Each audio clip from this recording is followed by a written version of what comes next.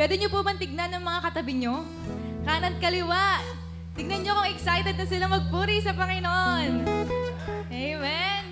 Yan, sige po, bigyan natin ng Diyos na isang malakas sa palakpak. Amen. Sige po, tayo po ay umawit ng pagsamba sa Diyos ngayong umaga na ito. Salamat, salamat.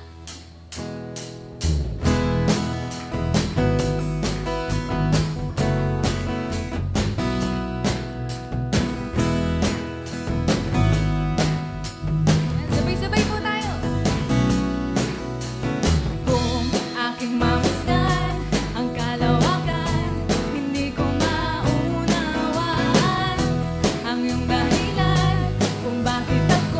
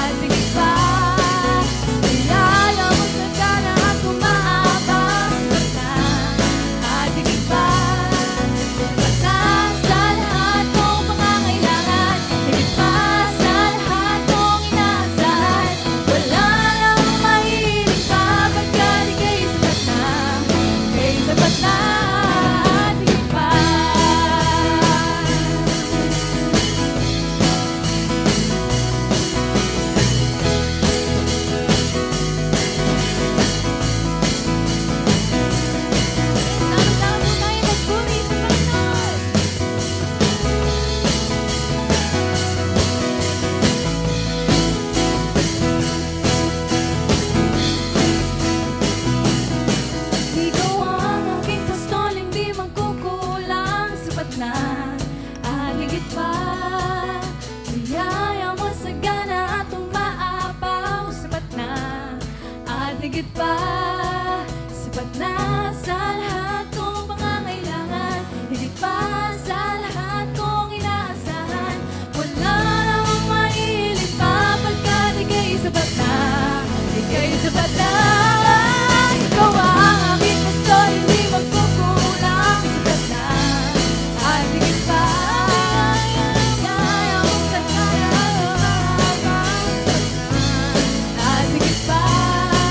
Sapat na sa lahat kong pangangailangan, higit pa sa lahat kong inaasahan. Wala namang maihiling pa pagkat ika'y sapat na, ika'y sapat na. Wala namang maihiling pa pagkat ika'y sapat na, ika'y sapat na. Wala namang maihiling pa pagkat ika'y sapat na, ika'y sapat na at higit pa.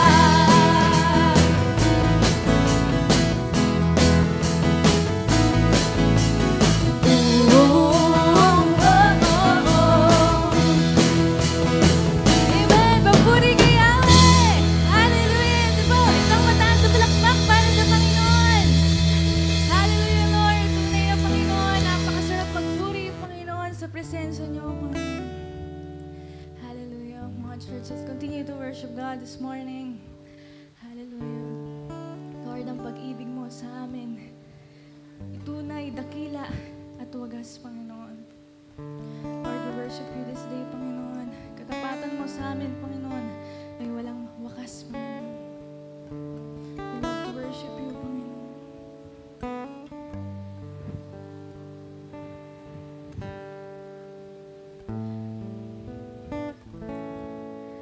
Katapatan mo, O Diyos, tunay at dakila. Ang pag-ibig mo'y wagas at walang kapantay. Sa aming puso, sa aming buhay, papurit pagsambay, iaalay.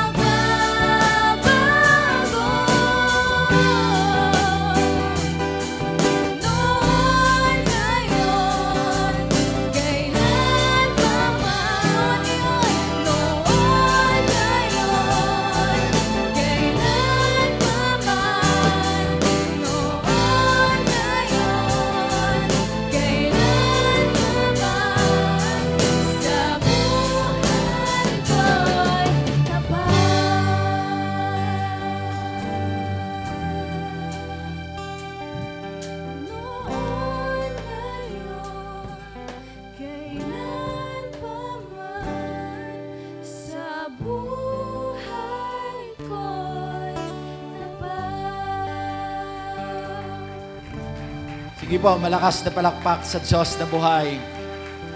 Hallelujah, hallelujah, hallelujah. Noon, ngayon, at magpakailanman, ikaw po ay laging tapat, aming Diyos.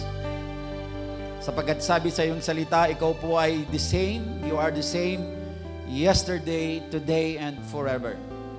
And salamat, Panginoon, sa oras na ito. Salamat, Lord, sa bagong buhay. Salamat sa bagong kalakasan. At higit sa lahat, Lord, salamat po sa dakilang pribilehiyo na kami po ay makapagsamba sa isang Diyos ng mga Diyos, Hari ng mga Hari, at napakabuti sa buhay ng bawat isa sa amin, Panginoon. Salamat, Lord, sapagkat sa likod po ng aming pong mga kahinaan, hindi po nagbabago ang iyong katapatan. Kaya, Lord, patuloy kami na lumalapit sa inyo sa oras na ito ng aming pagsamba, na patuloy mo kami, Panginoon, likhaan ng malinis na puso, na pagpakumbabang puso, at laging sumusunod, Panginoon, sa iyong kalooban. Linisin mo kami, Panginoon, sa lahat po ng aming mga pagkakamali, sa lahat ng aming mga pagkukulang, sa lahat po, Panginoon, ng aming pong kahinaan. At patuloy, Lord, ng iyong kasaganaan, ang iyong kaluwalhatian, ang iyong kapangyarihan, ang isang tunay pong managana sa amin, ang sa gayon, Panginoon, tunay po na magampanan namin ng isang ilaw, Panginoon, ng sanlibutan ito, Panginoon. Salamat, Lord, at patuloy namin at tinitiwala sa inyo ang gawain ito, maging ang mga kapatid po namin na wala pa po sa lugar na ito, Lord, samahan niyo po sila, na sila po ay makarating sa bulwagang ito, Panginoon, ang maayos ang kalagayan, maging ang mga kapatid po namin na nasa online, Lord, patuloy mo rin silang samahan at patuloy mo silang abutin, Panginoon, ng iyong karunungan, ng iyong kabutihan at ng iyong kahabagan, Panginoon. Sa iyo namin lahat ito tinitiwala, sapagkat ang dahilan po ng aming pagtitipong sa oras na ito walang iba kundi ikaw lamang. Samahan niyo kami, Banal na Espiritu, sapagkat alam namin hiwalay sa inyo, walang silbi ang pagtitipong ito. Kaya ikaw ang mag-take full control, ikaw ang sang mangusap, ikaw ang sang magpahayag sa bawat isa sa amin, at ikaw lamang ang tunay pong maluwalhati sa aming kalagitnaan. Ama, salamat sa tagumpay, sapagkat ikaw ang Diyos na matagumpay. Sa iyo namin lahat ito tinitiwala. Basbasan mo po ang mga salita, Panginoon, na aming pong pag-uusapan sa oras na ito, at hindi ito babalik sa iyo, Panginoon, ng walang kabulungan. Maraming salamat po. Sa iyo namin, Lord, maingat po na ibabalik po ang pinakamatas pong antas ng papuri, parangal at pasasalamat pagsamba. Sa pangalan ni Jesus, ang lahat po ay magsabi po ng Amen and Amen. Sige po, malakas na palakpak, minsan pa sa Diyos na buhay. Hallelujah. Isang mapagpala at mapagpalayang umaga po sa bawat isa sa atin. Batiin niyo ang katabi niyo ng mapagpalang umaga. Ayan, mapagpalang umaga at mapagpalayang umaga po sa bawat isa, sapagkat ang ating pong tema ay patungkol po sa pagpapalaya o sa paglaya na binigay po sa atin ng Panginoon since 2,000 years ago pa, nung siya po ay mamatay po doon sa krus ng Kalbaryo. And when the time that we receive Jesus Christ as our personal Lord and Savior. So ang tema po natin, last Sunday na po tayo ngayon, ng buwan po ng September po, at i-welcome na muli natin next week ang buwan po ng October. Ilang months na lang, Pasko na. 90 days. So, alapit na. So, tayo po ay nagpapatuloy po sa ating tema. It's all about break free or how to get free and stay free po. So, malinaw po na tayo po ay tumatahak po sa tahakin po or sa landasin po na binigay po sa atin ng Panginoon. Ang Diyos po nag-orchestrate nito when the time we receive Him as our Lord and Savior. Siya na pong nag-orchestrate ng ating takbuhin po sa buhay. Now, may mga bagay po sa buhay natin na tayo po ay nahihirapan lumakad sa buhay po na dapat malaya because of yung mga tinatawag po natin bondages, mga strongholds, mga na nangyayari po sa atin. And last week po, Pastora Gracia delivered unto us and exposed unto us the different spirit or devil, yung devil po, the spirit of the devil po, that really holds the Christian and other people po para po hindi po makapagpatuloy po doon sa kanyang pagkatawag bilang po mga pinili po ng Panginoon. Kaya po sa oras po na ito ay pag-uusapan naman po natin ngayon, ano po ba ang basihan ng atin pong paglaya? What is the basis or what are the basis Or what is the basis for our deliverance? Ano bang basihan ng atin pong paglaya? Ang pangalan ng church na binigay sa atin ng Lord ay Holy Deliverance. Banal na pagpapalaya. Ano po? So ngayon po, pag-uusapan natin ang basihan po ng deliverance po ng bawat isa sa atin. Pag sinabi natin deliverance, para mas madali po siya, ang ibig sabihin nun, freedom or paglaya po. Ano po? Lahat po ng tao po ay gusto po natin maging malaya po tayo. Pero ang paglaya po natin bilang mga kaisa po ng gawain po ng Panginoon ay ibang klase pong paglaya. Ano po? Kaya mamaya makikita po natin ang ilang bahagi po or yung mga basihan po kung bakit po tayo naging malaya. Basahin po natin itong isang talata po sa Bible na kung saan si Apostle Paul mismo ang nagpatotoo po na mayroon pong tinatawag na battle.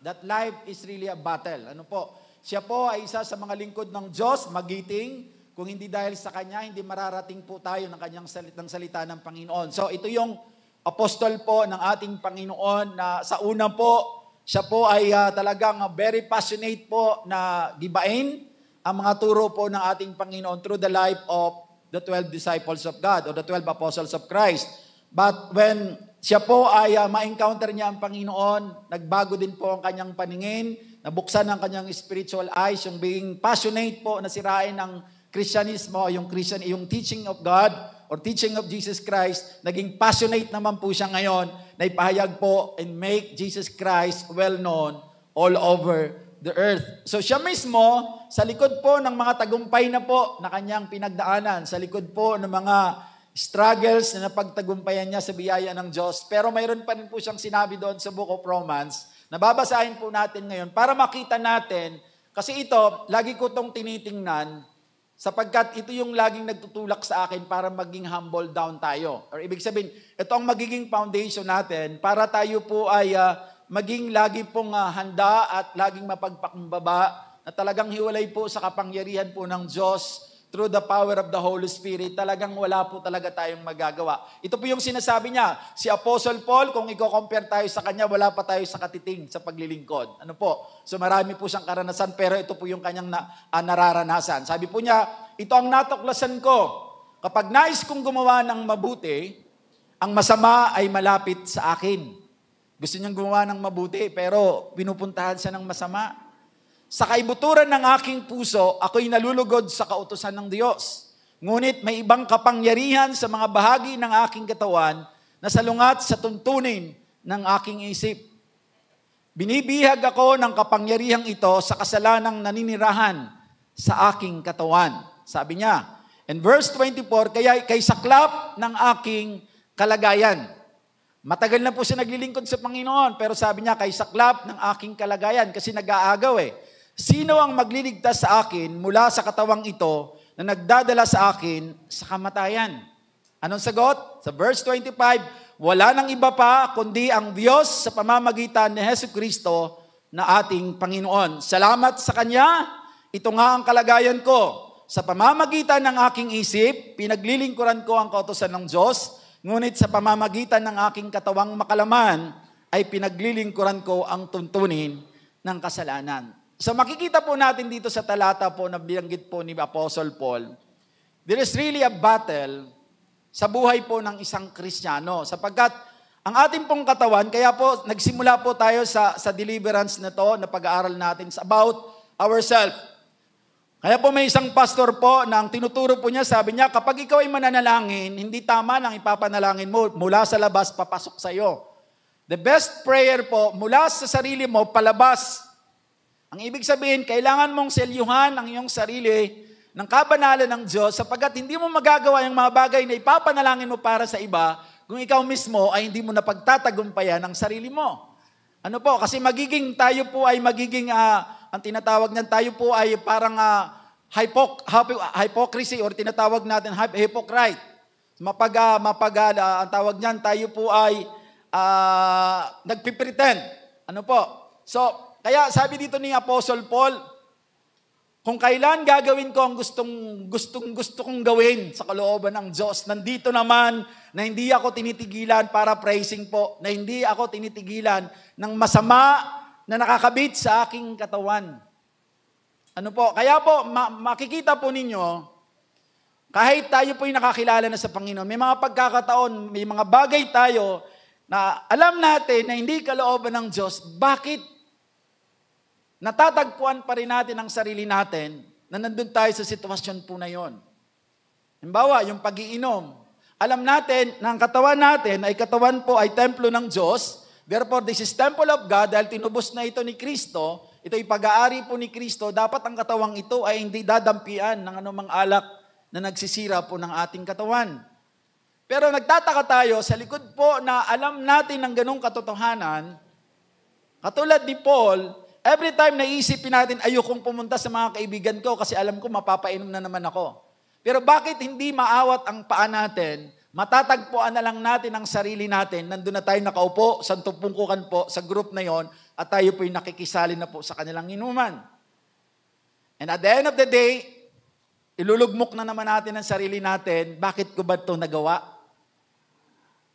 So mangangako na naman tayo sa Lord, Lord, sorry. Sa susunod po, hindi ko na po talaga ito gagawin.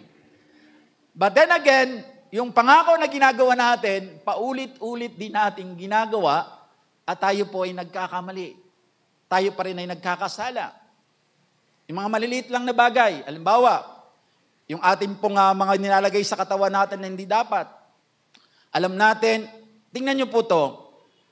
Pag ang doktor po ang nagsabi sa atin na bawal kang manigarilyo at bawal kang mag-inom ng alak dahil nakakasama yan sa katawan mo, pag hindi, mapapaaga ka. Ang bilis-bilis po natin mag-respond ng simula ngayon, hindi na ako maninigarilyo, hindi na ako mag-iinom. Why? Kasi sinabi ng doktor sa iyo. Pero bakit pag sinasabi ng salita ng Diyos, hindi natin siya mapakinggan?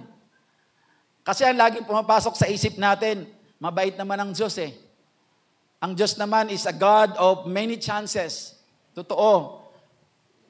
Totoo po na napakamahabagin ng Diyos, pero lagi natin tatandaan, yung consequences po ng kasalanan ay babatain din po natin kapag hindi po tayo nagpaawat at hindi talaga tayo nag-decide na mamuhay bilang mga tinubos na po ng ating Panginoon.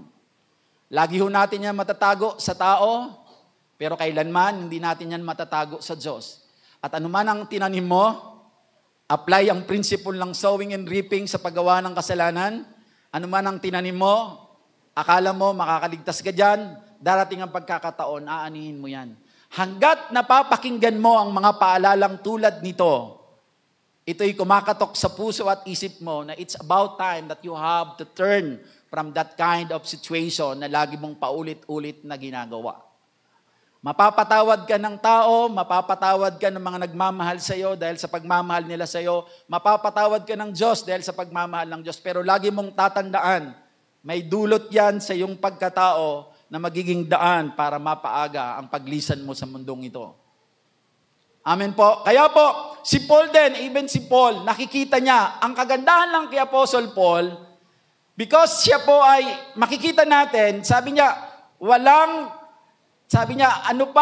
nang iba pa, sabi niya, anong sabi nun? Sino ang magliligtas sa akin mula sa katawang ito na nagdadala sa akin sa kamatayan? Sino ang magliligtas sa inyo na nagdadala sa katawang ito na nagdadala sa iyo para manigarilyo? Sino ang magliligtas sa iyo sa katawang ito na nagdadala sa iyo para mag-inom? Para sirain mo ang katawan ng mga bagay na hindi nararapat? Walang iba kundi ang Diyos, ang ating Panginoong Hesukristo. So makikita po natin, kahit gano'n na kalaki ang nagawa mo sa ubasan ng Diyos, sabi ko nga sa inyo, ito yung laging nagbibigay sa akin ng kaisipan, ng konsepto po ng kababaang loob. Kasi even si Apostle Paul, sabi niya, kung wala po si Kristo, lagi siyang dadaigin ng katawan niya na kung saan ang kasalanan ay namumuhay. But because Christ ay nagdo-dominate po sa kanyang puso, kaya somehow, nagtatagumpay siya sa paglakad niya bilang lingkod ng Diyos. And that's the very reason why kailangan natin palakasin ang presensya ng Diyos sa buhay natin. Nang sa gayon yung bagay na alam natin hindi dapat natin ginagawa pero nagpapatuloy pa rin tayo sapagkat hindi natin madaig ang sarili natin, madadaig lamang natin yan sa kapangyarihan ng banal na Espiritu na sumasa atin. Kaya po, anong sabi po ng salita ng Diyos? Kaya titingnan po natin, ano yung foundation, ano yung basihan ng ating pong paglaya. Nang sa gayon, maintindihan po natin ito. At I just pray, ang panalangin ko po ngayon, na kapag naunawaan at bigyan tayo ng Diyos sa pamamagitan ng Espiritu Santo ng kaunawaan, na when the time na maunawaan po natin ito, sa tulong ng Espiritu Santo, naway, magkaroon po tayo ng matibay po na pagpigil sa ating sarili po, mamunga po ang Espiritu ng Diyos sa atin, the self-control, nang sa gayon, maging matagumpay po ang buhay natin. Sa halip magamit ng kaaway ang buhay natin, magamit para sa kaluwalhatian po ng ating Panginoon. Sabi po ng unang Korinto, Kabanata 1:18, ang mensahe tungkol sa pagkamatay ni Kristo sa krus ay kahangalan para sa mga taong napapahamak. Ngunit ito'y kapangyarihan ng Diyos para sa ating mga naliligtas. So makikita natin, yung pagkamatay po ng ating Panginoong Hesus sa krus po ng Kalbaryo, ito yung kapangyarihan at karunungan po ng Diyos para sa mga taong sa Kanya po ay nagtiwala. But those people na hindi po nagtitiwala sa Diyos or hindi kinikilala ang Diyos, ito'y kahangalan para sa kanila. Kahangalan ang lumayo ka sa mga kaibigan mo na manginginom. Kahangalan sa tingin nila na lumayo ka sa mga tao na dati mong kaibigan na nagdadala sa iyo sa isang kasamaan. Kahangalan sa tingin nila kapag yung hard-earned money mo, kulang na nga, magbibigay ka pa ng ikapu sa Diyos. Ang sabi po ng mga tao, kahangalan. Sa mga tao, kulang ka na nga, bakit ka pa nag-aabot dyan? Kinukuha lang yan ng mga nagtuturo sa inyo. Ganun po yung mga sinasabi po nila. Because hindi po nila nakikilala ang Diyos na may likha ng langit at lupa. But para sa atin po, na nagbigay po ng buhay para sa Panginoon at kinilala po ang ating Panginoon, nakikita po natin ang kahalagahan po ng kamatayan ng ating Diyos na buhay. Without Jesus Christ died on the cross, without that event na nangyari po once in a lifetime, kasi minsan lang po mamamatay ang Panginoon, nakita natin ang bunga nito sa buhay ng bawat isa sa atin. Kaya lang katulad ni Apostle Paul, nandun pa rin po tayo sa labanan because life is a battle. That's why napakahalaga po na tayo po ay nasa maayos pong pag-iisip patungkol po sa salita po ng ating Panginoon. Now, titingnan po natin dito, sabi rito, the cross of Jesus Christ is the basis of our freedom. Okay? Yung cross po ng ating Panginoon, ang cross ng ating Panginoon, yun po ang naging basihan para tayo po ay magkaroon po ng paglaya. Ano po? At yung message of the cross is the power and the wisdom of God to those who are saved. So tingnan po natin, mayroon tayong tinatawag na the divine exchange that took place at the cross. Yung ginawa po ng Panginoon para tong exchange. Di ba tayo po ngayong Pasko, mayroon tayong mga nakasanayan pong tradisyon, may mga tradisyon po tayo na tayo po ay nag-exchange gift. Kaya po yung exchange gift na yon ay actually hindi yun pagbibigay. Kasi ang totoong pagbibigay, nagbigay ka nang hindi ka nag-expect ng balik. Ang exchange gift is just parang isang tradisyon po na pagpapalitan po ng regalo ng bawat isa. But this is not a giving. This is parang ganun po. Kung anong, may mga condition kayo na ito dapat ang amount, tapos ibibigay natin. Mayroon din po nangyari po sa ating kapanahunan po or sa panahon po during the time ng ating pong Panginoon na nagkaroon po ng tinatawag natin, kaya nilagyan siyang divine kasi ito po ay makalangit po na pagpapalit na kung saan tayo pong mga tao bilang mga makasalanan dapat dire-diretso po tayo doon sa impyerno. But because of the love of God, but because of the mercy of God, kailangan niyang ibigay ang bugtong na anak, kailangan niyang magkatawang tao, papunta dito sa lupa upang matubos po tayo. That's what we call the divine exchange. Now, tingnan po natin to yung proseso or tingnan po natin yung mga detalye po ng divine exchange. So number 1, sabi rito, on the cross, Jesus was punished so that we might be forgiven. So number 1 po, doon po sa cross po ng Calvary, ang ating pong Panginoong Hesus ay pinanis, ibig sabihin pinahirapan. Bakit po? Para po tayo po ay mapatawad. Ano po sabi ng salita ng Diyos sa Matthew 9:6? Ngunit upang malaman ninyo ng anak ng tao ay may kapangyarihang magpatawad ng mga kasalanan dito sa lupa, sinabi niya sa paralitiko, tumayo ka, buhatin mo ang iyong higaan at umuwi ka na. So makikita natin, mayroon pong kapangyarihan ang Diyos na magpatawad dahil po siya po ay namatay po doon sa cross. Lagi natin tatandaan, yung forgiveness is free for us. Pero kailangan po ng God the Father na ibigay niya yung God the Son, the Lord Jesus Christ, para magkaroon ng katuparan ang paglaya ng bawat isa sa atin. So ang ibig sabihin, kaya tayo naging malaya sapagkat may ginawa ang Diyos para tayo ay maging malaya. Tama? Kaya yung kalayaan na mayroon tayo ay hindi yan para sa atin, kundi yan para yan sa Diyos. Amen? Ganon ang ibig sabihin nun. Kasi marami po tayong Kristiyano na malaya tayo sa tingin po natin, pero alipin naman po tayo ng sarili nating desire. Hindi natin magawa ang pinapagawa ng Diyos sapagkat ang gusto nating gawa kung anong gusto natin. So ganun po yon. So naglaya tayo, that's number one exchange, na sa cross na yan, pinahirapan si Kristo para ikaw at ako ay mapatawad. Wala pong kapatawaran ng kasalanan natin kung titingnan lang po natin sa ating kakayanan. Sapagkat lahat po tayo nagkasala. Si Kristo, nagkatawang tao, pero hanggang sa dulo, kailanman hindi po siya nagkasala. Kaya siya yung may karapatan at may kakayahan na tubusin tayo sa ating mga pagkakasala at tayo po ay mapatawad sa ating kasalanan. Number 2 po, on the cross, Jesus was condemned so that we might be justified. Sabi ng Romans 3:24, ngunit dahil sa kanyang kagandahang loob, na walang bayad niyang ibinigay, sila ay tinuring na matuwid sa pamamagitan ni Kristo Jesus na siyang nagpapalaya sa kanila. So yung pagkakasala natin, yung sin brings condemnation. Dahil sa pagkakasala natin, nako-condemn po tayo, but salvation brings freedom from the guilt. So yun yung difference po ng dalawa na yon. At si Jesus Christ, kinuha niya yung guilt natin na yon, at namatay po siya doon sa cross para maging matuwid tayo na parang hindi tayo nagkasala kahit kailanman. Kaya po ang sabi ng salita ng Diyos, tayo po ay parang isang maputing tela or tinatawag natin yung simputi po nung, anong tawag po doon sa nilalagay natin sa unan? Yung bulak, simputi po ng bulak, ang ating pong pagiging puti simula nung tayo po ay tumanggap sa Panginoon. Para bagang tayo po ay makasalanan, pero nung tayo po ay tinubos ni Kristo, nawala po ang bahid na kasalanan sa atin. That's why ang tawag sa atin ay malaya. Yun po yung ibig sabihin nun. Forgiveness forgives your sin. Yung pagpapatawad po ay nagpapatawad po sa ating kasalanan, but justification makes you innocent. Like na hindi ka nagkasala simula't simula hanggang ngayon. Nakita niyo po yung benepisyo po ng pagkamatay ng ating Panginoon?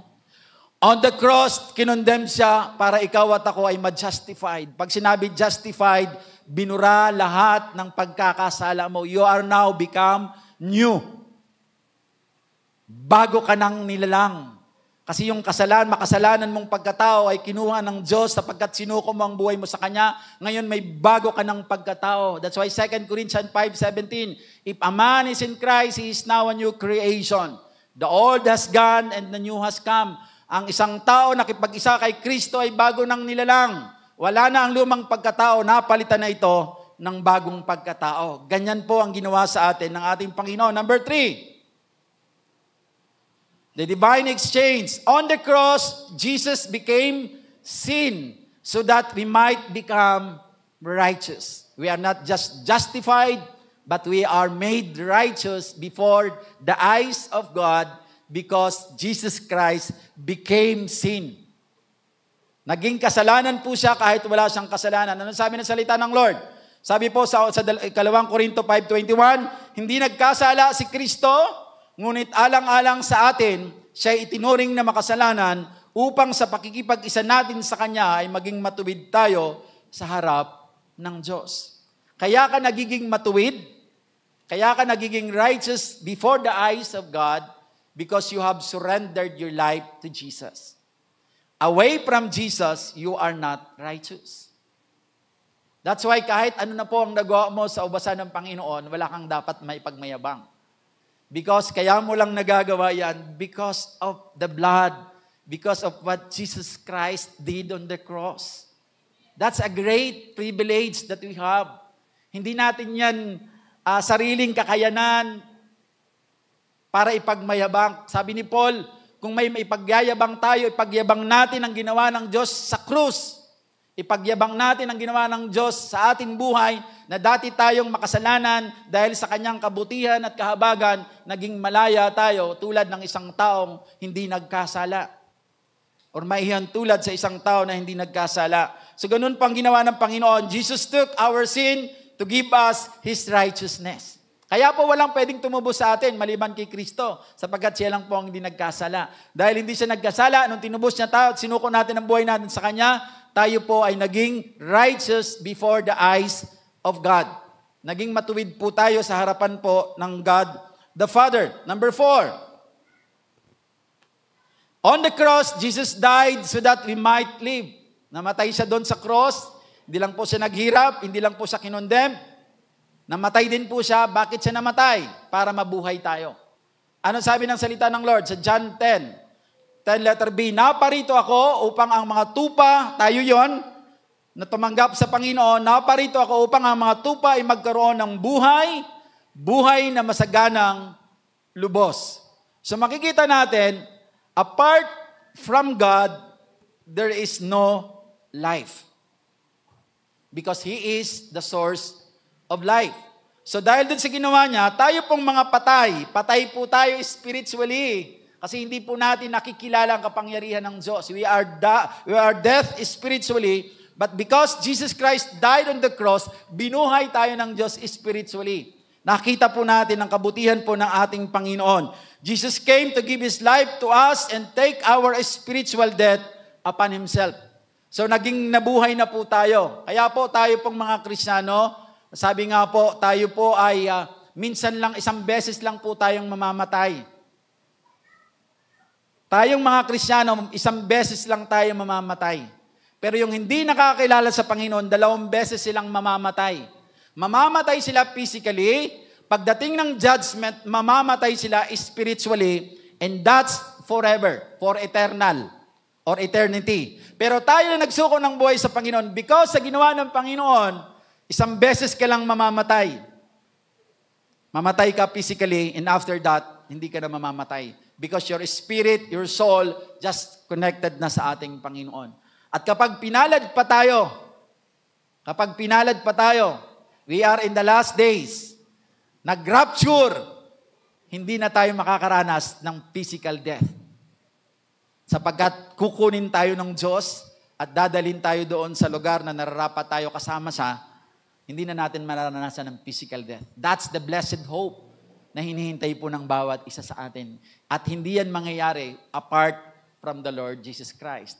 At ganun po ang ginawa niya. That's the divine exchange na ginawa niya po dun sa cross. Number 5, basihan po ng ating pong paglaya. On the cross, Jesus was wounded so that we might be healed. Doon po sa cross, siya po ay nasugatan. Anong sabi ng salita ng Diyos sa Isaiah 53 verse 5? Ngunit dahil sa ating mga kasalanan, kaya siya ay nasugatan. Siya ay binugbog dahil sa ating kasamaan. Tayo ay gumaling dahil sa pahirap na dinanas niya at sa mga hampas na kanyang tinanggap. Sinong tao ang hindi magiging mapagpakumbaba kapag nabasa mo ang salitang ito? Sabi doon, ngunit dahil sa ating mga kasalanan, kaya siya ay nasugatan. Siya ay binugbog dahil sa ating kasamaan. Tayo ay gumaling dahil sa paghihirap o paghirap na dinanas niya at sa mga hampas na kanyang tinanggap. Hindi pala tayo magiging malaya, hindi pala tayo magiging magaling sa anumang karamdaman mayroon tayo, hindi pala tayo makakaalis sa kahirapan kung hindi po ginawa ni Kristo ang dapat niyang gawin. And because of that, sino tayo? Para hindi sumunod sa naisin po ng Diyos. Sino tayo para lumayo sa ating Panginoon? Jesus took a physical beating for our healing. Kinuha niya 39 stripes according to the Bible scholars. At ang root po ng lahat po ng karamdaman dito po sa ating mundo 39 din po yan. It is not coincidence because in God there is no accident. Yung 39 na stripe na dinanas ng ating Panginoon, yun din po yung 39 na root of diseases sa ating mundong ginagalawan. Ibig sabihin, lahat po yan ay may katugunan. Anumang klaseng karamdaman, tinubos na yan nung pagkamatay ng Diyos ng ating Panginoong Yesus doon sa krus ng Calvary. That's not a coincidence. That's the plan of redemption. Plano po yun ng Diyos dahil sa kanyang labis na pagmamahal po sa bawat isa po sa atin. Yan ang basihan ng ating pong mga paglaya. And number 6, on the cross, sabi rito, Jesus was cursed so that we might be blessed. Sinumpa para tayo po ay mapagpala. You see the divine exchange? Hindi ba dinudurog ang puso mo? Na kung wala si Kristo, saan ka ngayon? Anong kalagayan mo? Kung nakakaranas ka ng masagana ngayon, dahil yan sa habag at awa ng Diyos sa atin. That's why ang payo lagi sa atin ng Diyos, kapag nananagana ka, hindi yan para lamang sa'yo. Use that for the greater glory of God. Use that for the advancement of the kingdom of God. And sabi ng salita ng Diyos sa Galatia 3:13, 14, tinubos tayo ni Kristo mula sa sumpa ng kautusan ng siya'y isumpa para sa atin. Sapagkat nasusulat, isinumpa ang bawat binibitay sa punong kahoy. Ginawa ito ni Kristo upang ang mga pagpapalang ipinangako ng Diyos kay Abraham ay makamtan din ng mga hintil sa pamamagitan ni Kristo Jesus at sa pamamagitan ng pananalig ay matanggap natin ang Espiritong ipinangako ng Diyos. Because of what Jesus Christ did on the cross, He was cursed upang ma-experience po natin ang pagpapala na supposedly para lamang po sa mga Hudyo. Tayong mga hintil ay hindi po kasama sa programa. But because of what Jesus Christ did on the cross, we are now included. That's why ang tawag sa atin, we are adopted sons and daughters of Christ or of God. Kasi hindi tayo totoong anak, mga kapatid ko po sa Panginoon. Hindi tayo ang totoong pinili ng Diyos. Tayo po ay mga adopted. Ibig sabihin, inampun tayo. Pero ang kagandahan po ng ampon sa ating batas, kahit sa kasalukuyan, kung ano ang karapatan ng totoong anak, ganun din po ang karapatan ng isang ampon na may kasulatan.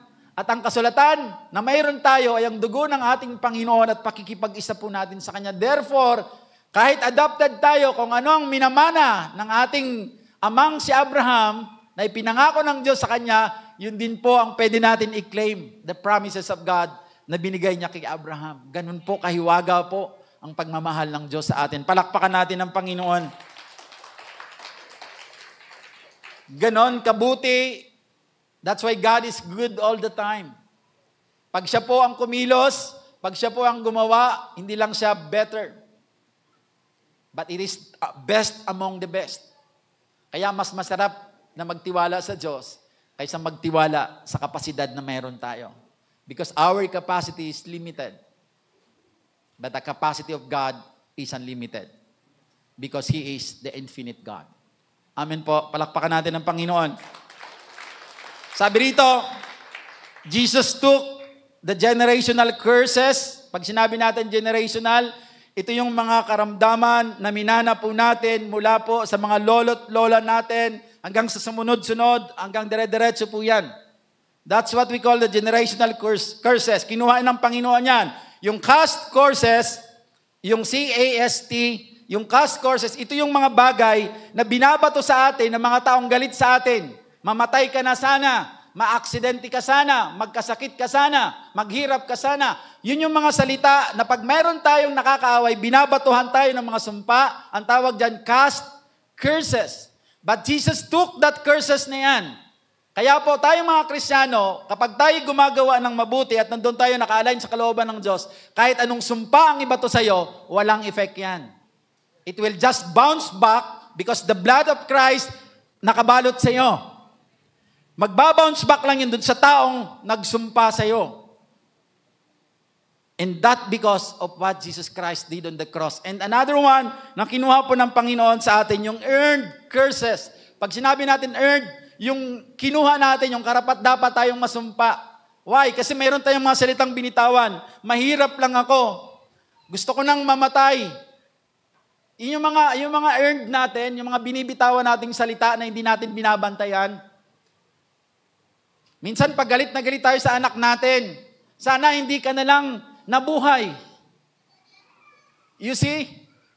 Parang pinatay na natin ang anak natin, kaya bantayan po natin yung mga sinasabi natin. Pag galit na galit tayo sa tao, kahit Kristiyano ka, sana mamatay ka na.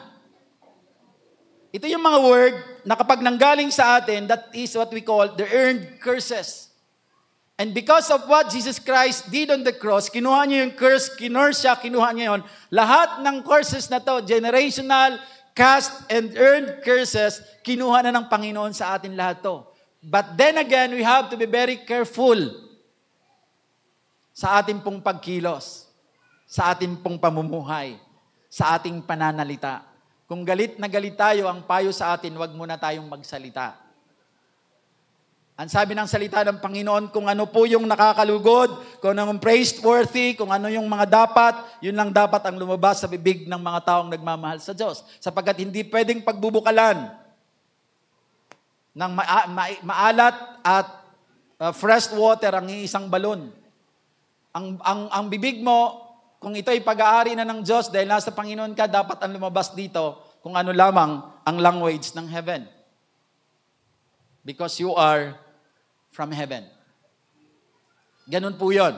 So, ganun po ang ginawa sa atin ng Panginoon. Kaya po, tayo po, because anyone who hangs on the tree is cursed. Jesus took our curses so that we might have blessings. Sinumpa na po tayo, pero dahil po sa biyaya at ginawa ng ating Panginoon, tayo po ay may pag-asa pa rin mapagpala because we can claim the promises of God na binigay niya kay Amang Abraham. Amen po. So, ganun po ang ating kalagayan. Number 7 po. On the cross, Jesus was poor so that we might be rich. You see, makikita nyo kung gaano kakompleto yung ginawa ng Panginoon doon sa cross na yon. So, siya po ay galing sa langit. Dahil siya po ay may-ari ng lahat ng langit at lupa, mayaman ng ating Panginoon. Pero naging mahirap siya, bumaba siya dito sa lupa. Pag sinabi nating mahirap, hindi niya pinili na siya po ay pinanganak sa isang royal family. Hindi niya pinili na siya po ay maipanganak sana doon sa magandang lugar, kundi pinili niya yung sabsaban. Pinili niya na alis siya doon sa lugar. Pinili niya yung lugar na kung saan parang tira-tira na lang. Yun ang pagpapakita na in-embrace ng Diyos yung kahirapan para po ang mga taong magtitiwala sa Kanya ay makaranas ng kayamanan. Kayamanan hindi para ipagyabang, kundi kayamanan para mailuwalhati at mapalawak ang nasasakupan ng Diyos dito sa lupa.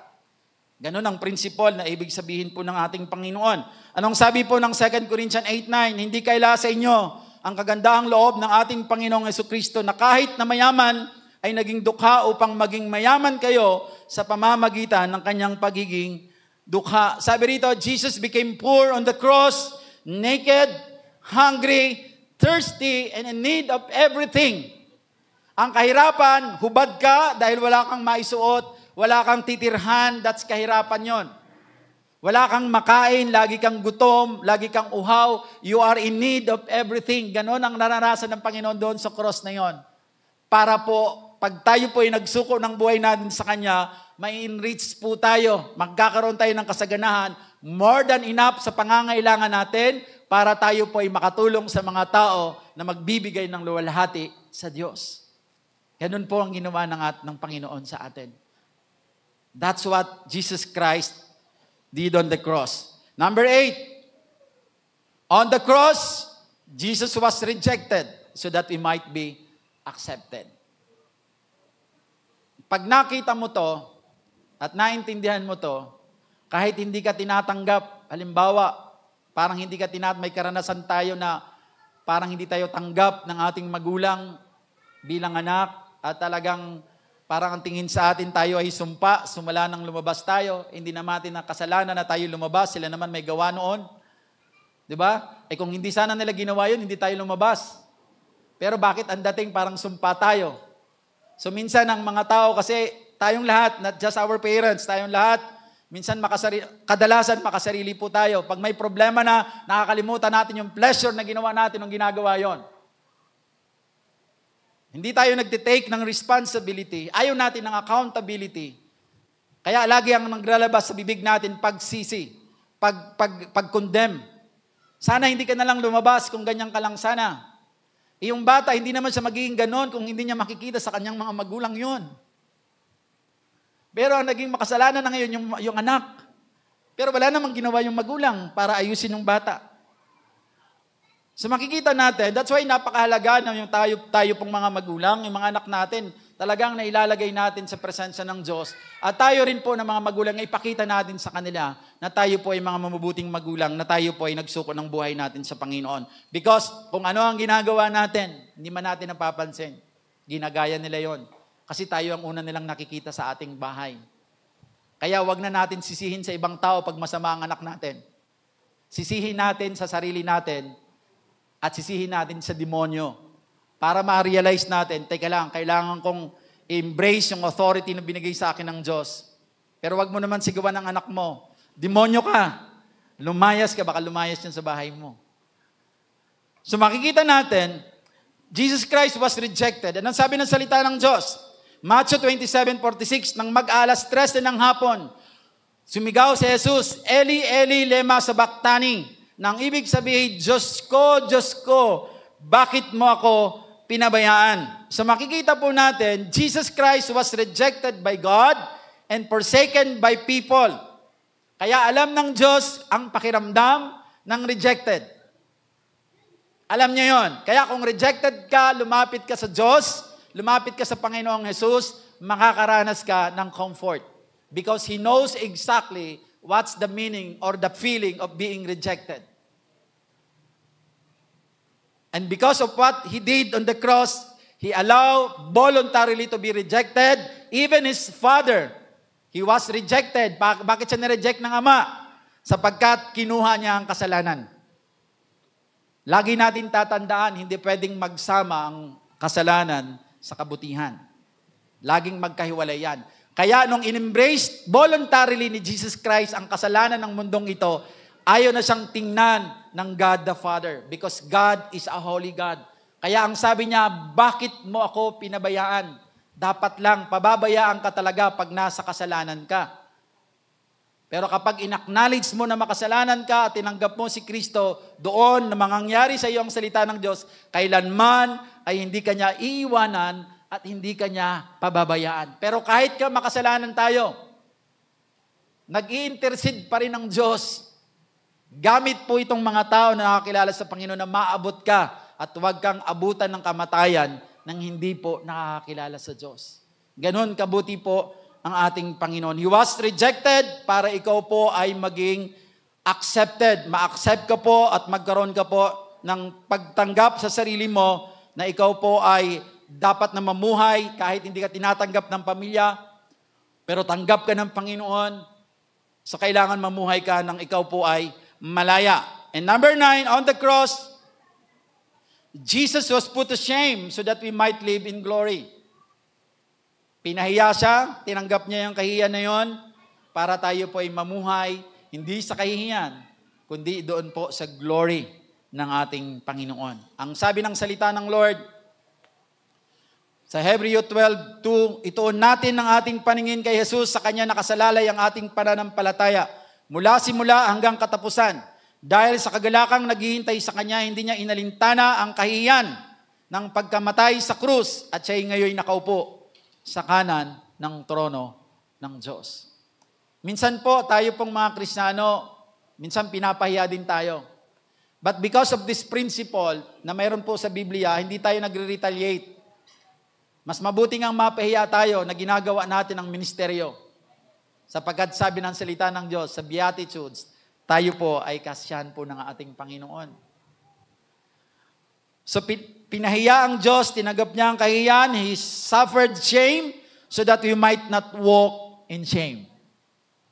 Kahit ikaw ngayon ay pinanganak sa isang mahirap na pamilya, dahil nakakilala ka sa Panginoon, huwag kang tumambay sa kahirapan na yan, huwag mong tanggapin na mahirap lamang kayo, mangarap ka, Sapagkat ang tao na nagsuko ng buhay sa Panginoon ay pinapalitan ng Diyos ng perspective. Hindi niya nakikita yung kahirapan. Sabi nga ng isang kasabihan, hindi mo kasalanan kung mabuhay ka ng mahirap, pero kasalanan mo na pag namatay kang mahirap. Sapagkat kung ikaw ay nakakilala sa Diyos, ibig sabihin, mayroon kang pagkakataon para managana because si Kristo ay masagana. Kaya lang kang naghihirap because maaaring may mga bagay kang ginagawa na hindi naka-align sa kalooban ng Diyos. You have to be reminded. Kaya nagkakaroon po ng pag-asa. At yun po ay may katiyakan sapagkat ang nangako ay hindi tao, kundi ang Diyos mismo na makapangyarihan sa lahat. And the last one po, divine exchange po na nangyari po doon sa cross of Calvary. On the cross, Jesus rendered Satan powerless. Jesus rendered Satan powerless. Anong ibig sabihin ng salita ng Lord? Sa Colossians 2:14-15, pinawalang bisa ang lahat ng naisulat na alituntunin laban sa atin. Ito yung laws. Pati ang mga pananagutang kaugnay nito.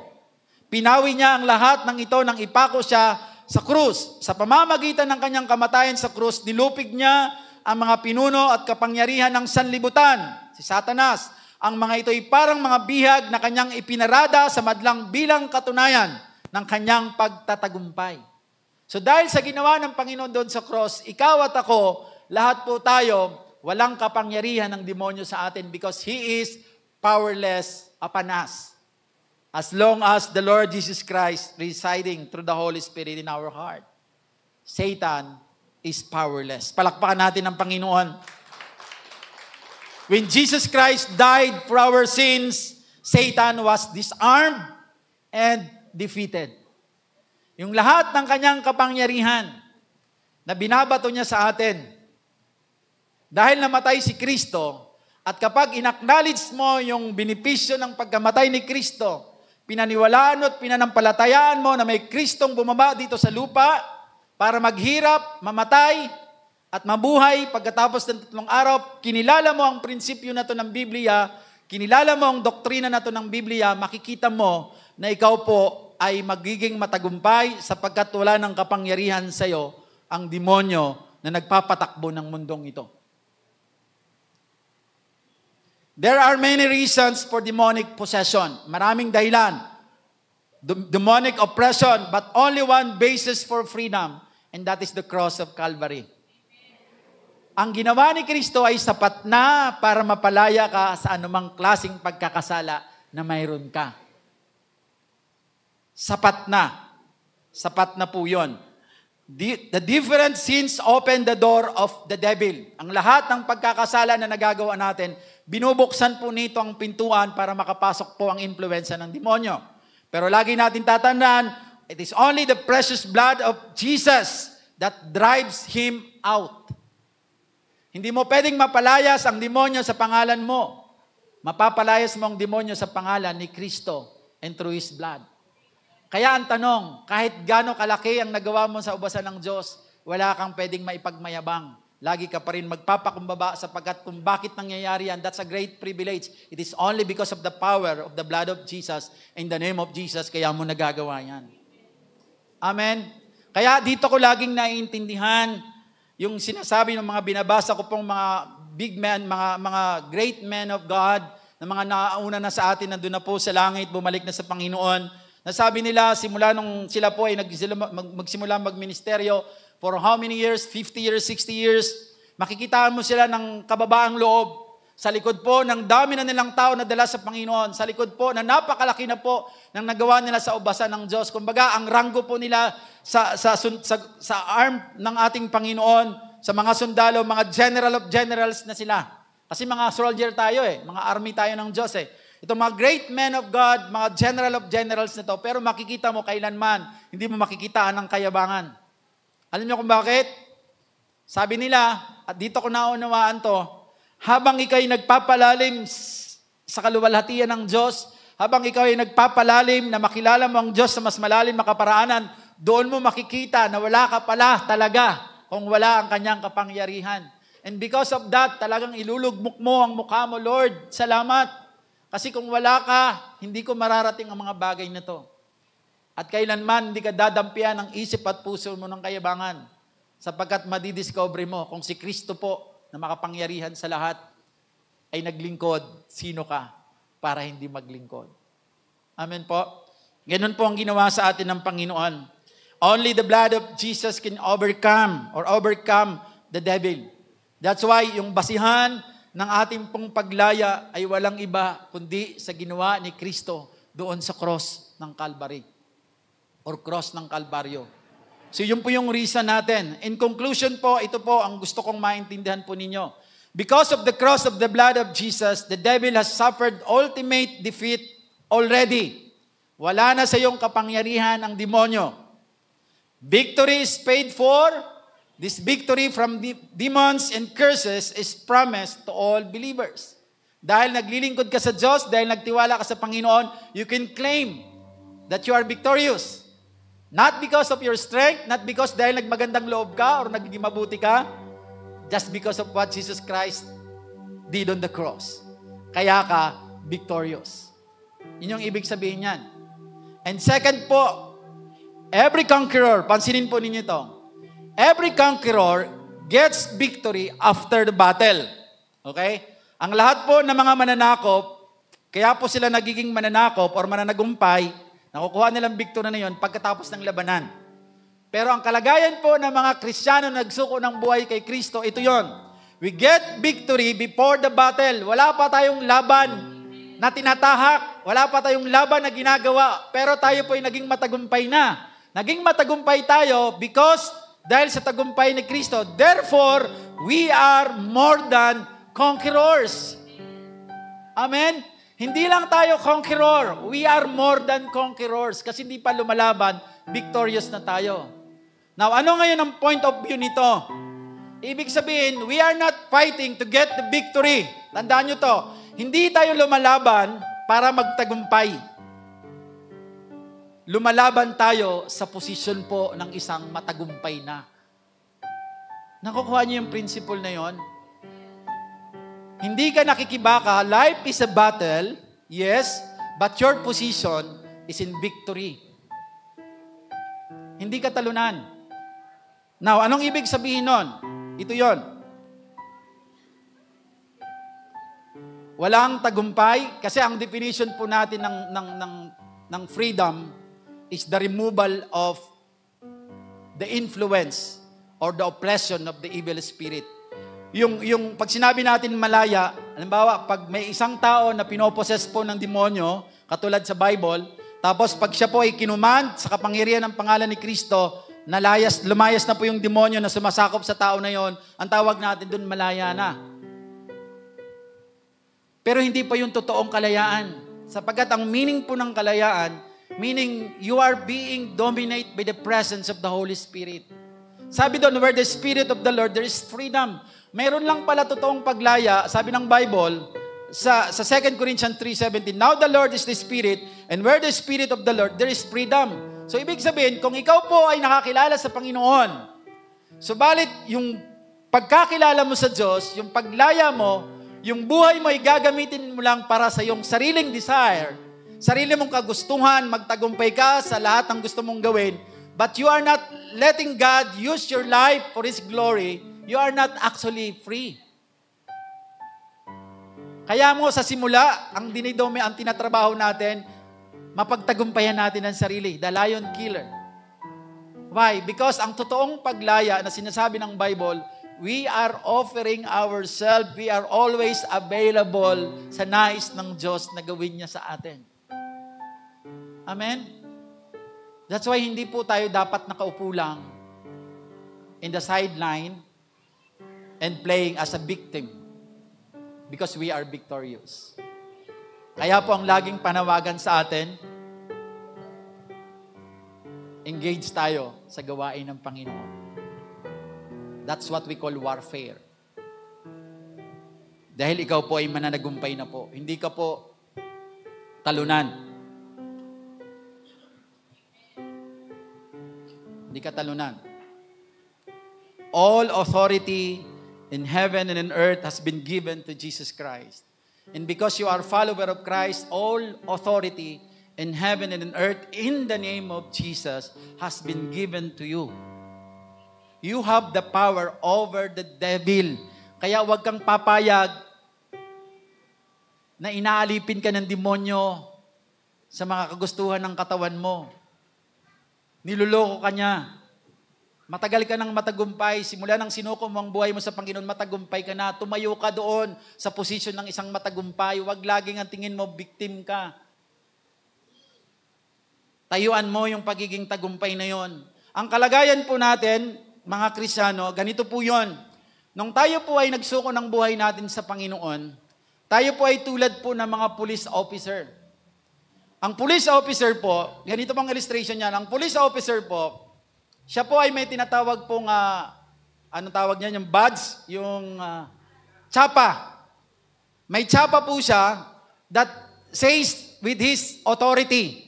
Di ba, ang police, pag pumapasok ka sa isang lugar at mayroon pong bagay na gagawin, papakita lang ang tsapa niya, I'm a police officer. O sige po, tuloy na po kayo. That's the authority that he has.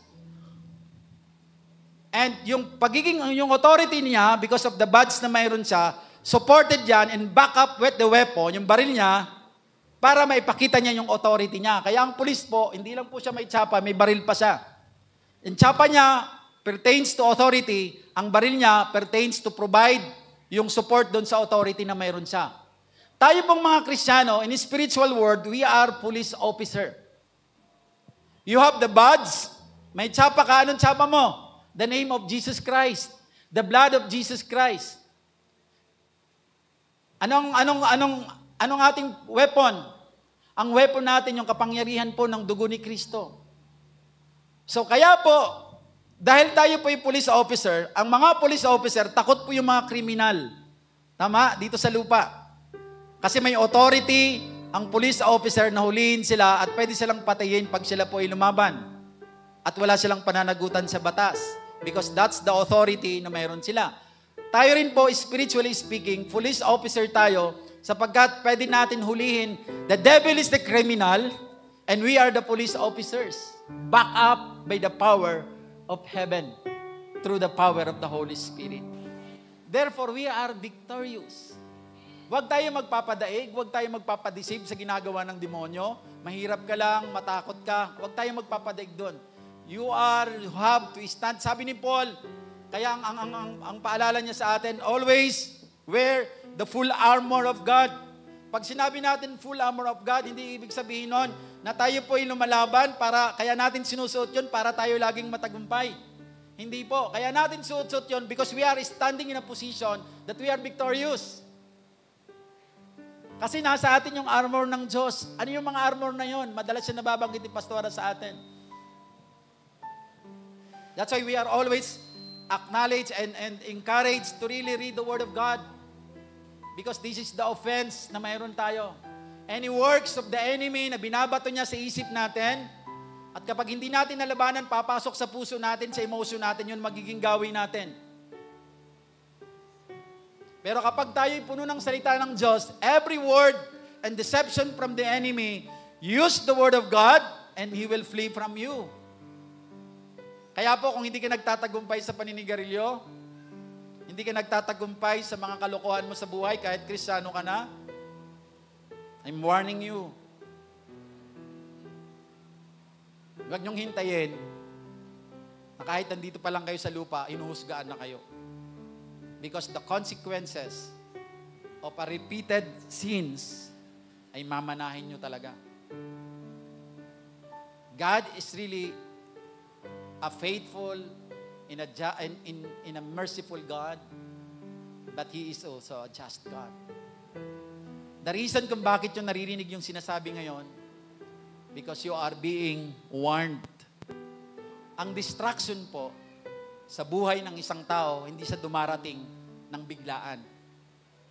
Lagi siyang may warning. Tama? Lagi siyang may warning. Sa amin po, sa profession namin, sa aming pagdidesign, mas gusto namin ng kulang ng kaunti ang bakal, kasi pag ang building mag-fail dahil sa kulang ang bakal, meron siyang warning, magka-crack muna siya. Pero pag na-over-design siya at marami siyang bakal, wala siyang warning, bigla na lang siyang sumasabog. Sa buhay natin, parang naalala ko yung sinulat ni Brother Eddie. Sa tahanan nila, mayroon siyang isang malaking puno po ng mangga. At ang puno ng mangga na yon ay hitik sa bunga. For several years, napapakinabangan nila yon. Pero hindi nila namamalayan, maganda yung loob, ang labas niya, pero hindi nila alam, yung loob pala ay kinakain na ng anay. And suddenly, may dumating po na storm, bumagsak siya pero puno siya ng dahon. May bunga pa nga siya eh. Baka maging tulad tayo noon. Ang akala natin, madahon tayo, Kristiyano tayo eh. Malakas tayo, mabunga tayo, feeling natin. Pero kung may ginagawa tayong bagay na hindi nalulugod sa Diyos, hindi niyan pwedeng palitan yung mga pagdadala mo ng kaluluwa. Because you cannot mock God. Hindi natin pwedeng suhulan ng Diyos. You will reap what you sow. Kaya po ang warning sa atin,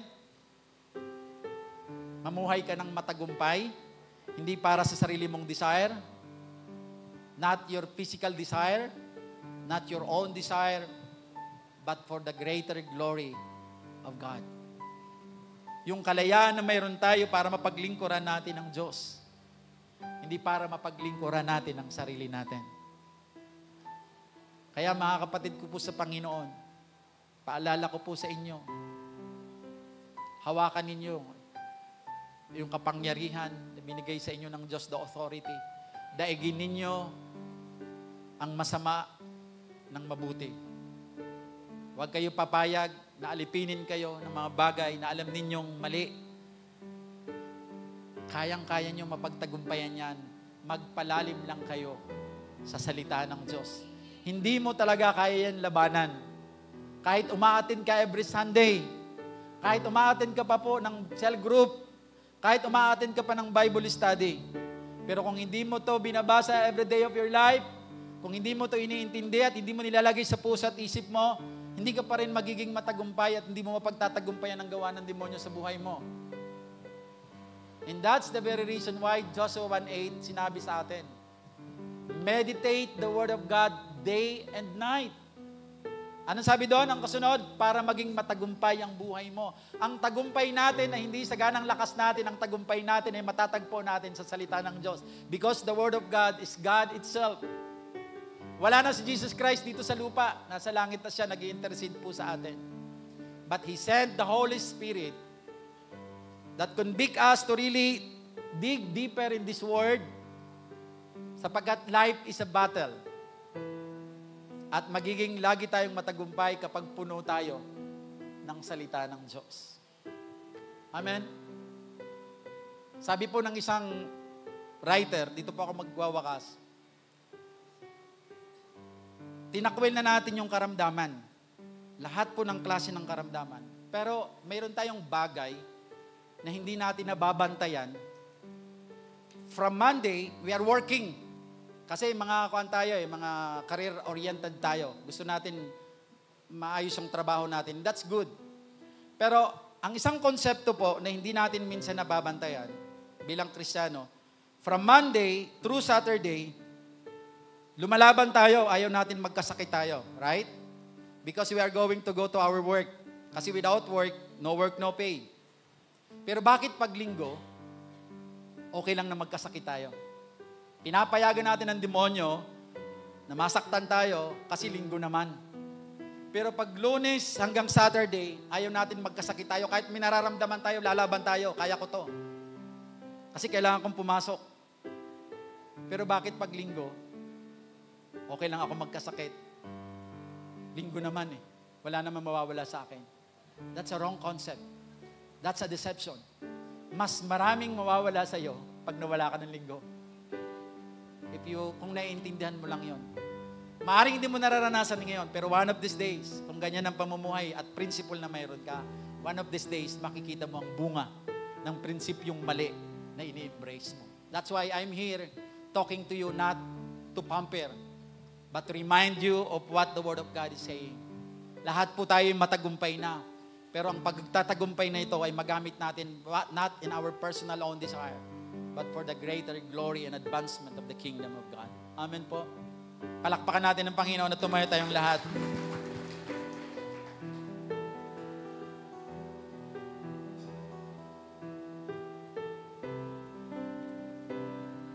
Freedom is not just removal of evil, but the presence of God's Spirit.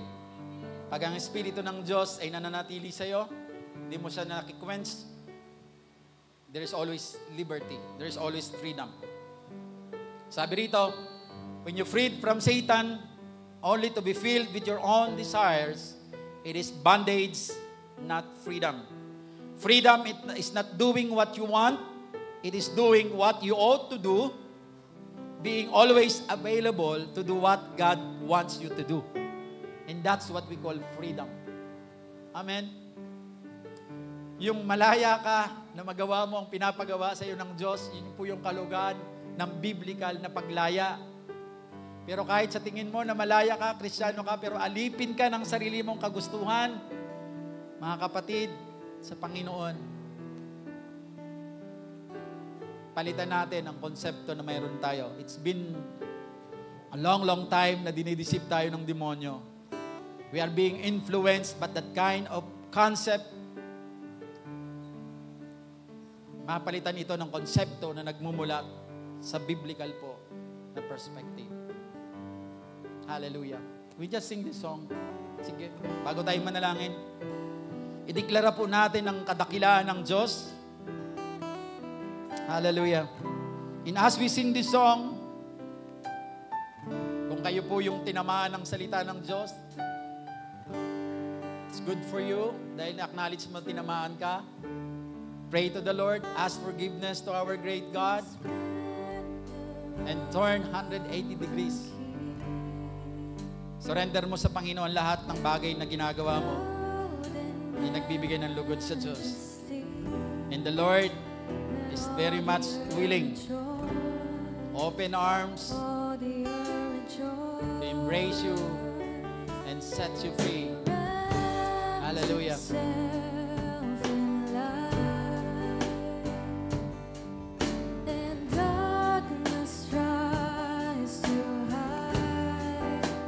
Tremble at his voice, it trembles at his voice. We just lift our hands to God.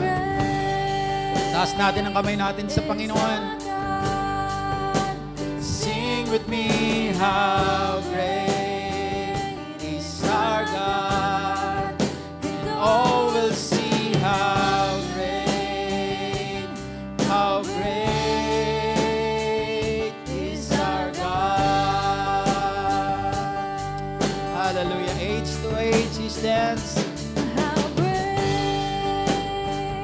is our God. Sing with me, How great is our God, and all will see how great is our God.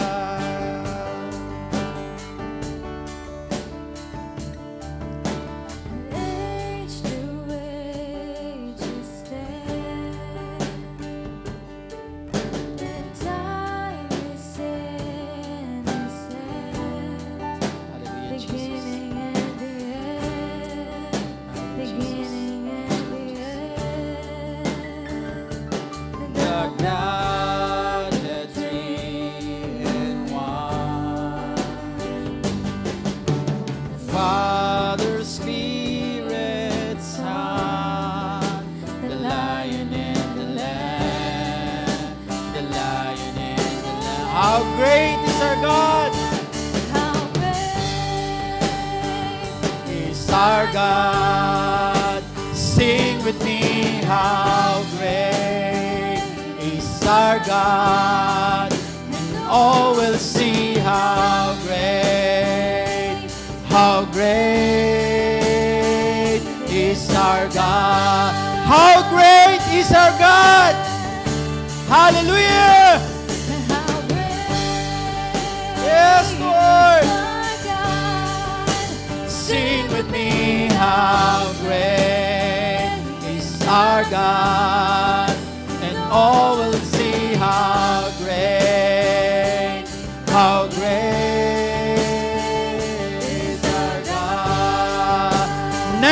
above all names. You're the name above all names. Worthy of our praise. Yes, Lord. My heart will sing. How great is our God. Name above all names.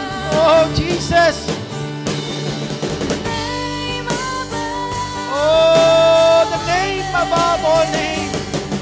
Jesus Christ, the name above all names. And my heart will sing how great. Name above all names. You're the name above all name of Jesus. Hallelujah. Worthy of our praise. Yes, Lord. And my heart will sing how great is our God. How great is our God. Sing with me, how great. Oh, we'll see how great is our God. How great is our God. How great Yes, Jesus. is our God. You are great, God. Sing with me, how You are holy. great is our God, and oh, we'll see how great is our God. How great is our God. Just above the whisper. How great is our God. Sing with me, how Hallelujah. great is our God. And oh, we'll see how great Hallelujah. Panginoon, is our God. kinikilala po namin ang iyong kadakilaan. You are the great God and worthy to be praised. How great Panginoon, matagal na po kami inalipin, Lord, ang influensya, Panginoon, ng demonyo. with me, how great And because of what you did on the cross, Lord, you took the place, Panginoon, na dapat kami. how great And we are here now, right now, Lord, free. is our God. And Lord, I pray, doon po sa mga kapatid ko, Panginoon, How great na nahihirapan mapagtagumpayan ang kanilang sarili, Panginoon. sing with me, how great Nakikiisa po ako sa kanilang panalangin, Panginoon. and oh, We are here right now, Lord, interceding and praying, Lord, for them. Help them, Lord God, na makalaya, Lord, sa mga paghihirap na to na ginagawa ng demonyo. Tulungan mo sila, O Diyos, na tuluyan po silang magtagumpay sa tawag ng kanilang mga laman. Because there is power in your name. Wash them, Lord God, with your most precious holy blood, O Jesus. Hallelujah. And let the Holy Spirit continue to convict the heart of these people of you, O Lord God. And let the freedom from the presence of you, O Lord, be manifest in their lives, O God, in Jesus' name. Change, Lord, their perspective. Open their hearts. Open their spiritual eyes and mind, Lord. Transform their principle, Panginoon, and be united to your principle, O God. Hallelujah. At mapagtagumpayan nila ang laban tulad ng sinasabi ni Apostle Paul. Because there is power in the name of Jesus.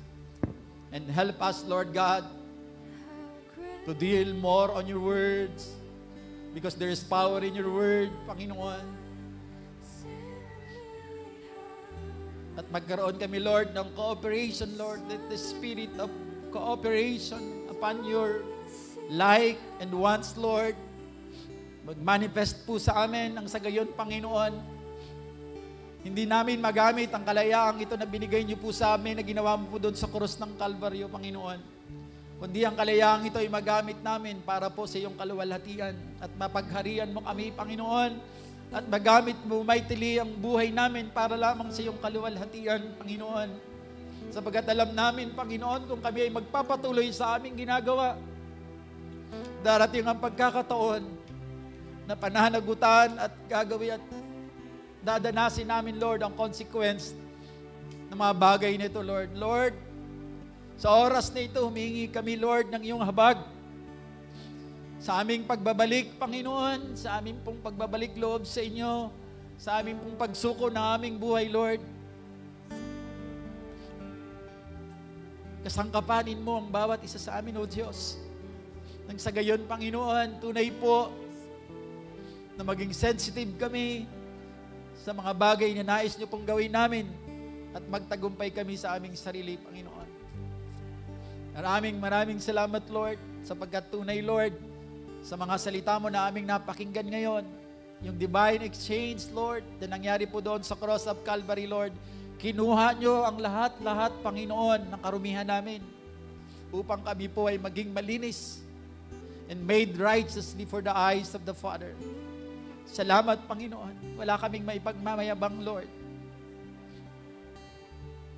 Ikaw lamang ang dapat namin ipagmalaki at ipagmayabang sapagkat wala ho kaming magagawa iwalay sa inyo, takilang Diyos. Kaya Lord, patuloy po ay paranas mo po sa amin ang bunga ng Espiritu, ang kababaan ng loob, pagpipigil sa sarili, Panginoon, pananampalataya, kabutihan, kagandaang loob, Panginoon, kahinahunan, yung pagmamahal, yung kagalakan na hindi malirip, Panginoon, the unspeakable joy, O God, in Jesus' name. And every time, Lord, nahahamunin kami ng tawag ng aming laman, we will stand in the position that we are victorious. As you have said in your word, Lord, sinabi sa iyong salita, tanggihan namin ang gawa ng demonyo at siya'y lalayo sa amin. At yun ang gagawin namin, Panginoon, every time na dinadalaw kami ng tawag ng aming laman, ng tawag ng aming sariling desire, Lord, sasabihin ng aming mga labi, ikaw demonyo ka, lumayas ka sa akin sapagkat hindi ikaw ang may-ari ng aking buhay. This life has been transformed by the blood of Jesus, and I will continue to live according to the wants and principle of God in Jesus' mighty name. In Jesus' mighty name. And Lord, help us, Lord, na lumalim ang aming pong devotion sa iyo. Because the two purposes in our life, Lord, here on earth, to know you more and to share, to make you well-known, Lord, sa ibang tao, Panginoon. By loving them and showing them the love that you have shared unto us, ay ipakita rin namin sa kanilang pagmamahal na pinaranas niyo po sa amin, Panginoon. Sa pamamagitan po ng pagiging lingkod po namin sa kanila, sa pamamagitan ng pag-abot namin ng kanilang mga pangangailangan, sa pamamagitan ng mga resources, Lord, na pinagkakatiwala niyo po sa amin. Maraming salamat, Lord. And I believe, Lord, patuloy kaming gamitin po ninyo, patuloy nyo kaming sakupin ng iyong kapangyarihan, Panginoon. Ikaw lamang ang mayag sa bawat isa sa amin, at ikaw lamang, Lord, ang patuloy na maging matagumpay sa buhay namin. Holy Spirit, take full control po sa aming buhay, dahil hindi namin kayang buhay hiwalay sa iyo. Kaya ikaw po ang siyang patuloy po, wag mo pong payagan na madaig kami ng kaaway, kundi daigin namin ang kaaway ng iyong banal na presensya sa amin. Because as you have said in your word, in 1 John 4:4, greater is He that is in me than he that in this world. Makapangyarihan ang Espiritu na sumasa akin kaysa sa Espiritu ng sanlibutan ito. Kaya Lord, maraming salamat po, Ama. Thank you so much, Lord. How great is your name. How great is our God, and worthy of our praise. Maraming salamat po, Ama. Sino man sa mga kapatid ko, Panginoon, ang nakakaranas ng karamdaman, Lord, patuloy po ang pagpapagaling na nagmumula sa inyo because you are our Jehovah Rapha, the God that healeth thee. Ang sangmaranasan po ng bawat isa sa amin. Maraming salamat po, Ama. Sa iyo namin lahat ito tinitiwala at patuloy, Lord, ang kaluwalhatian, ang kapangyarihan, ang karangalan ay para lamang sa iyo.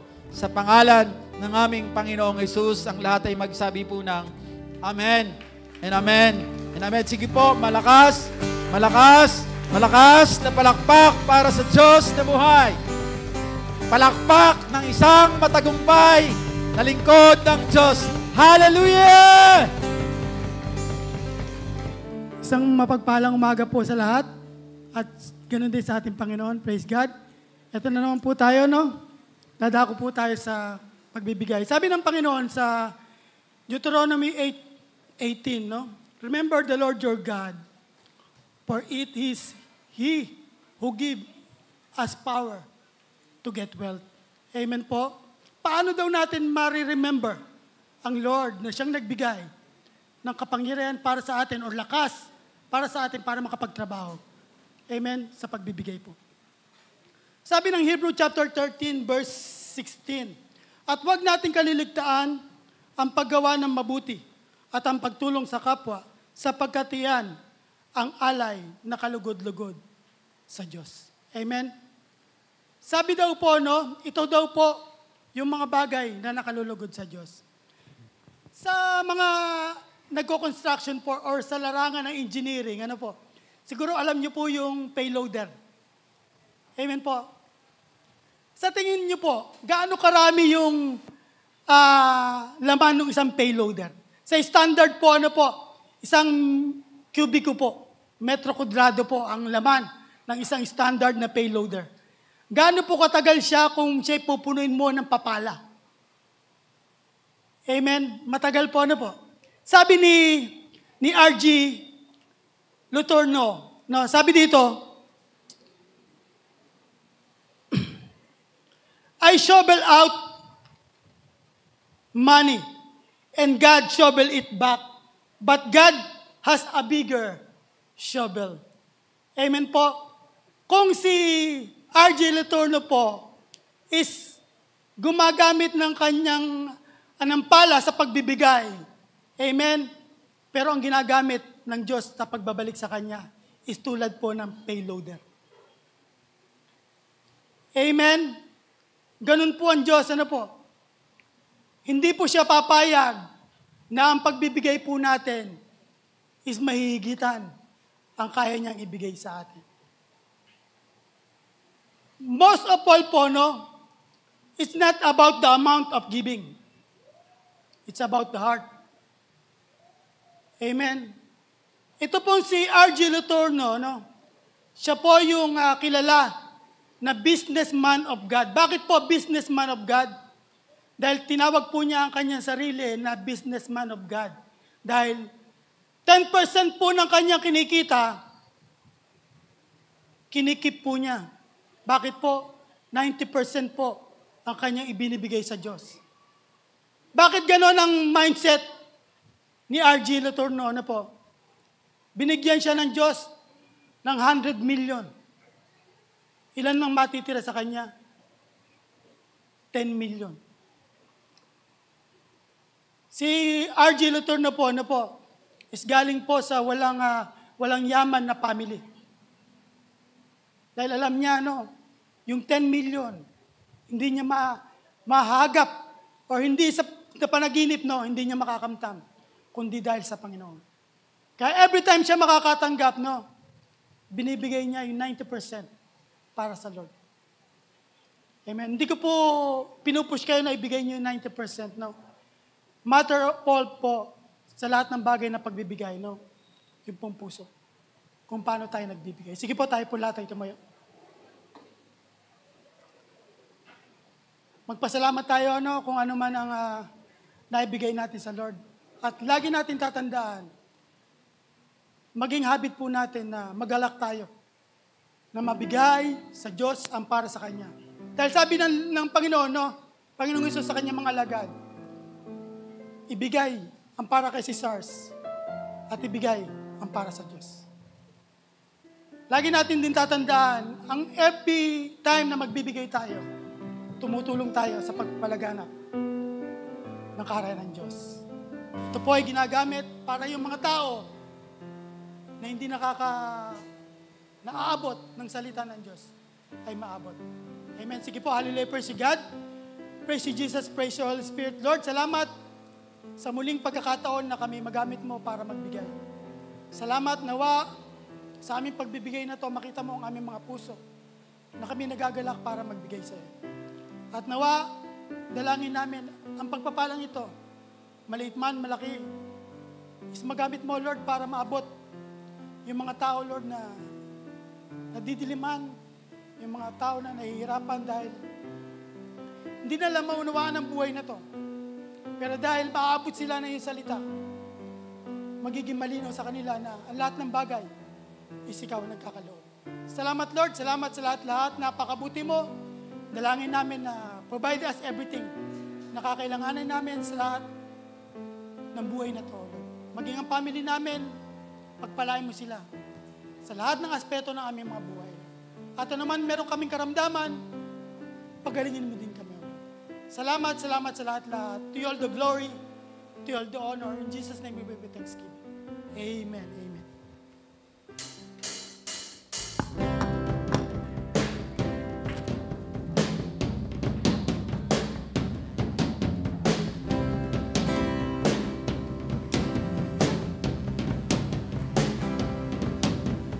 Wandering into the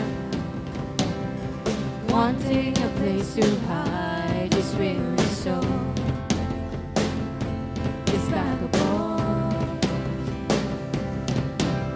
and I try with all my might, and I just can't win the fight. I'm slowly drifting, a vagabond, and just when I run out of road, I met a man I didn't know, and he told me that I was not alone. He picked me up, he turned me around, he placed my feet on solid ground. I thank the Master, I thank the Savior, because he healed my heart, changed my name, forever free. I'm not the same. I thank the Master, I thank the Savior, I thank God.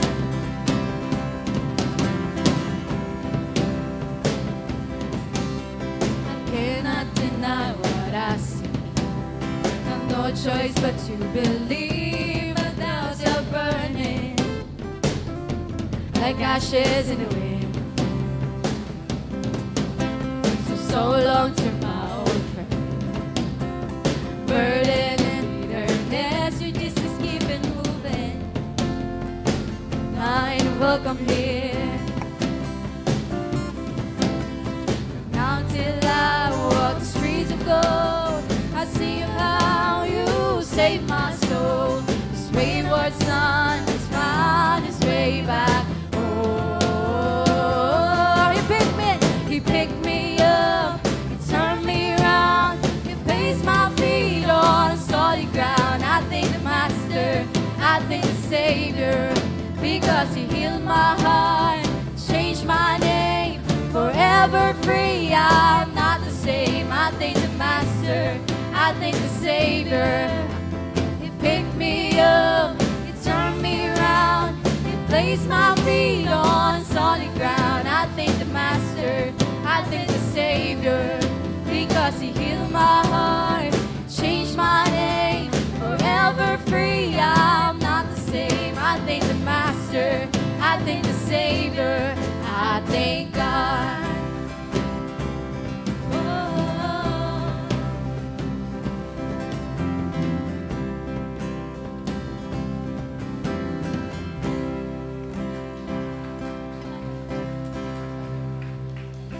Sige po, tumayo po tayong lahat at tayo po ay mananalangin po ng panghuling panalangin po. Tayo po ay manalangin. Dakilang Diyos, banal at mapagpala, salamat po Lord sa regalo po ng buhay. Salamat po sa great opportunity, Lord, na makapagsamba at makapaglingkod sa Diyos ng mga Diyos, Hari ng mga Hari. At higit sa lahat, salamat, Lord, sapagkat kabilang kami sa mga tao, Lord, na matagumpay, sapagkat ang buhay namin ay nasa iyo, Panginoon. Maraming salamat po. Ano man po ang aming pong mga napakinggan sa oras nito, alam ko, Lord, na ikaw pong nagpapalago nito. At patuloy nawa, Lord, na sa aming pong pamumuhay, Panginoon, habang kami nandito sa lupa, sa aming temporaring tahanan, O Diyos, sapagkat ang tunay naming tahanan ay sa kalangitan, naway kami po'y makapamuhay sa mundong ito na parang mga tagalangit, nang sa gayon, Panginoon, makita sa amin na tunay kami po ay iyong mga ambassador. At tunay po ang liwanag na nagmula sa iyo, na pinahiram niyo po sa amin ay makita rin po ng iba, nang sa gayon maliwanagan din po namin sila, at sila'y maakay po namin mula sa dilim patungo sa liwanag, at maranasan po nila, Panginoon, ang tunay pong buhay, naganap at kasiyasiya sa pakikipag-isa sa iyo, aming Panginoong Hesus. Maraming salamat, Lord, at patuloy, Panginoon, na sa aming pong pagtitipon, ikaw ang patuloy na mahayag, sa aming pong mga tagumpay, ikaw po ang mahayag, sa aming pong mga pagsubok, ikaw pa rin ang mahayag, sapagkat sabi sa iyong salita, Panginoon, in all things work together for good to those who love God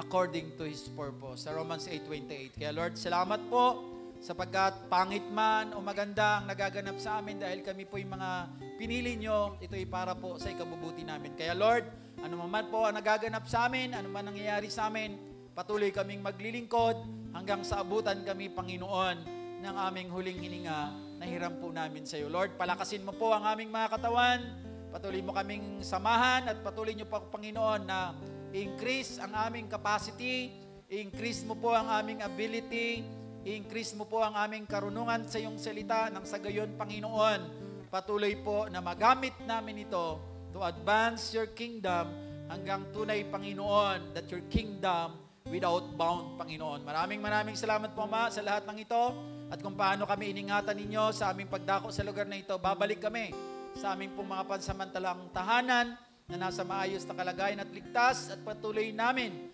aabutan ng aming mga pamilya na naiwan po na nasa maayos pong kalagayan. At kung mayroon man kaming kapatid na iniwanan po namin may karamdaman, Lord, we pray, Lord God, ang iyong kagalingan ay maranasan niya sa aming pagbalik. Sila po ay nasa maayos na pong kalagayan, Panginoon. Salamat po, Ama. Patuloy po na sa aming pansamantala pong pag-iwahiwalay, ang patuloy po na pagmamahal ng Diyos Ama, ang patuloy po na pagliligtas ng Panginoong Hesukristo at ang patuloy po na pagpisan at paggabay ng Espiritu Santo sumaamin ngayon at magpakailanman. Ang lahat po ng pinalaya ng Diyos ay magsabi po ng Amen and Amen. Ayan, tapos na po ang ating pananambahan. See you po ulit next week. God bless us all po.